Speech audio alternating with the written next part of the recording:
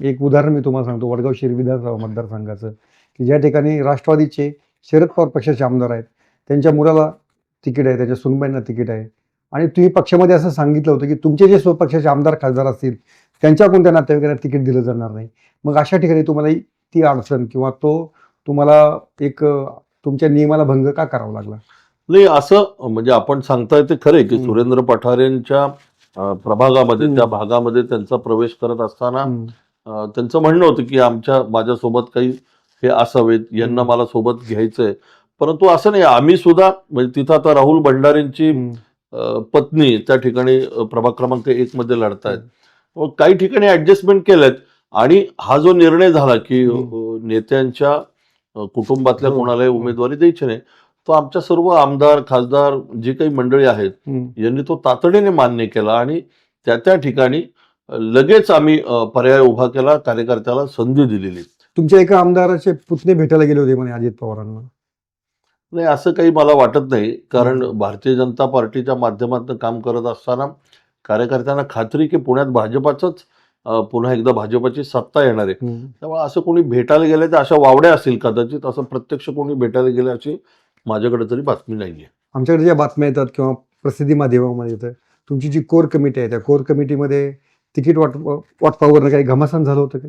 शेवटी मतभेद असतात ना, की एखाद्या नेत्याला असं वाटतं की बाबा एक्स माणूस आहे की याला संधी दिली पाहिजे, दुसऱ्या नेत्याला वाटतं की नाही एक्सच्या बरोबरीने वाय पण योग्य आहे.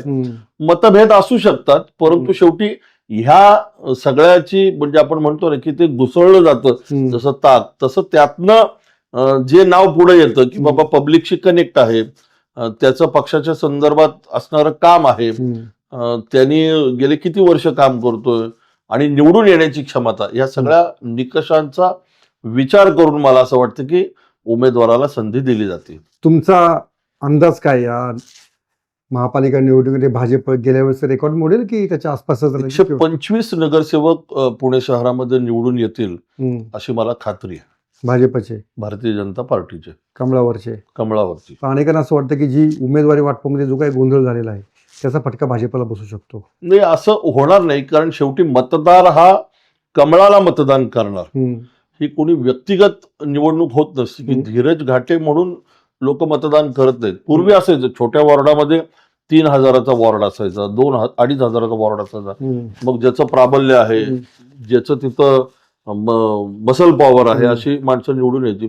आता तुम्ही मला सांगा, बाणेर बालेवाडीचा जो प्रभाग आहे 1,60,000 मतदान आहे. शेवटी तिथं कमळ चालणार. मोदीजी, देवेंद्रजी, कमळ, भारतीय जनता पार्टीच्या विचारधारेला मानून मतदार मतदान करणार. त्यांना दिसतंय हे की केंद्रातलं सरकार ज्या पद्धतीने काम करते, राज्यात सरकार काम करतंय, आणि ह्या दोन्ही सरकारच्या मदतीने पुण्यामध्ये महापालिका भारतीय जनता पार्टीची असेल तर पुण्याचा विकास हा अधिक वेगाने होईल, हे पुणेकरांना माहिती आहे. त्यामुळे पुणेकर भारतीय जनता पार्टीच्या पाठीशी ठामपणे उभे राहतील.